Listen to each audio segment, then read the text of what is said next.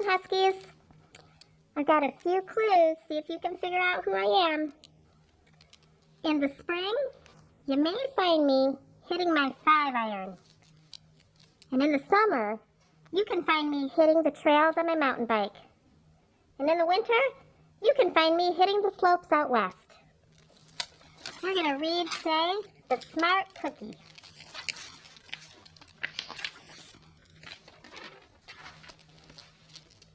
Greetings. I'm a cookie. I live in a bakery on a street corner near a river. Come on in. Welcome to our little community. It's a warm and supportive place to spend some time. Pretty fantastic, eh? These days, life is sweet, but my journey wasn't always a cakewalk.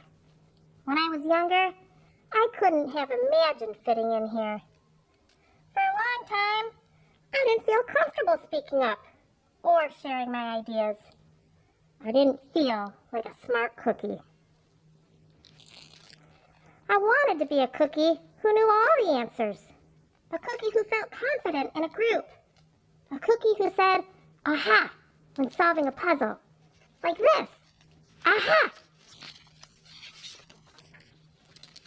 Looking back, I had some trouble in my early days. I went to school in a gingerbread house. Our teacher, Miss Biscotti, was kind and patient. When I arrived each morning, she'd wave at me and smile. But I didn't get the best grades. And I never raised my hand because I couldn't think of the answers as fast as the others. And I was the last to finish most tests. It wasn't because I didn't care, and it wasn't because I didn't try. Sometimes I'd get distracted and mess up, even though I knew the material. Those were the most frustrating moments of all. Once, I misspelled the word dough. That was rough. Another time, I added when I meant to subtract. Occasionally, we'd have a lesson where I had absolutely no idea what was happening. I just couldn't keep up. I imagined that my desk was a raft and that I was completely lost at sea, because that's what I felt like. At night, I slept in a cookie jar. I had about 6 dozen roommates. Move! You move! No, you move! No, you move! No, you move! Stay awake, stare out the window, and worry. And it went this way, day after day after day. But then, something happened that changed everything. It all started with a homework assignment. Miss Biscotti requested our attention one afternoon. Tonight, I would like you to create something completely original, she announced. It can be anything you want. Please bring it to class tomorrow. That was it. There were no further instructions. Miss Biscotti winked at me as I gathered my belongings. I felt like I had a million butterflies in my stomach. Create anything? Something original? Due tomorrow? Gulp. When I got home, I immediately went to work. At first, I tried a cooking project. The results were half-baked. Next, I tried to hammer a nail in something. It splintered immediately. Then, I tried making a sculpture. It was a complete bust. I wondered if I was about to fail yet another assignment. I was stuck. I stared out the window and watched the rain hit the river. There was something mesmerizing about the water, how it moved in such a chaotic way, swirling around and around, yet ultimately figuring out exactly where it needed to go. Aha! Suddenly I had an idea. I decided to write something original.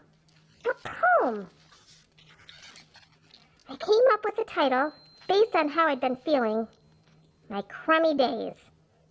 After that, the rest of it seemed to fall into place. I wrote, and I wrote. I lost track of time. An hour went by in a flash. Aha! I said when I was finished. I couldn't sleep that night, but it wasn't because I was worried. It was because I was excited. I felt like I had really accomplished something. I felt smart. The following day, Miss Biscotti asked for volunteers to share what we'd created. One kid showed off his original frosting art. Another kid revealed her sprinkled distribution machine. It was neat seeing how everyone was good at such different things. Finally, Miss Biscotti turned to me. "Would you like to share anything?"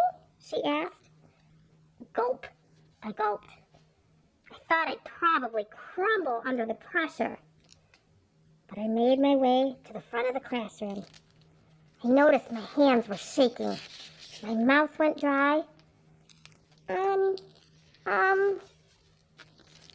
This poem is called "My Crummy Days," I said, my voice cracking. And then I read it aloud. As I spoke, I noticed some kids nodding at certain lines. And other kids laughed at parts that were supposed to be funny. And as I built toward the finale, I felt myself becoming more confident and animated. And in the end, everyone clapped and cheered. I promise you this, I'll never, ever forget. Miss Biscotti was beaming. "No one but you could have written that poem," she said. "It was completely original." Aha! I had done it. I'd created something and shared it with the world. Well, my world at least. The rest of the day was a blur. By recess, I was already planning my next poem. I would call it "My Sweet Morning." Aha, I thought when I came up with the title. Later that afternoon, Miss Biscotti handed me a note. It said that I should keep on writing, no matter what. That meant so much to me. School was a bit different after that. I wasn't so scared to raise my hand or ask a question, or share my work. Sure, some things still don't come as easily for me as they do for others.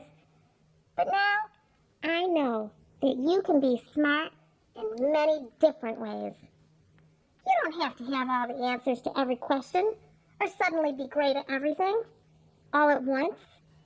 You just need a chance to try all kinds of things, to find out who you are and what you like to do.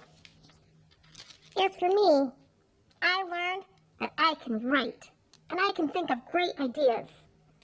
And I've found plenty of other things I'm good at, too. I no longer feel lost at sea. It's more like floating down a river. And the best part is, there's always more to learn. Because we're all smart cookies. The end.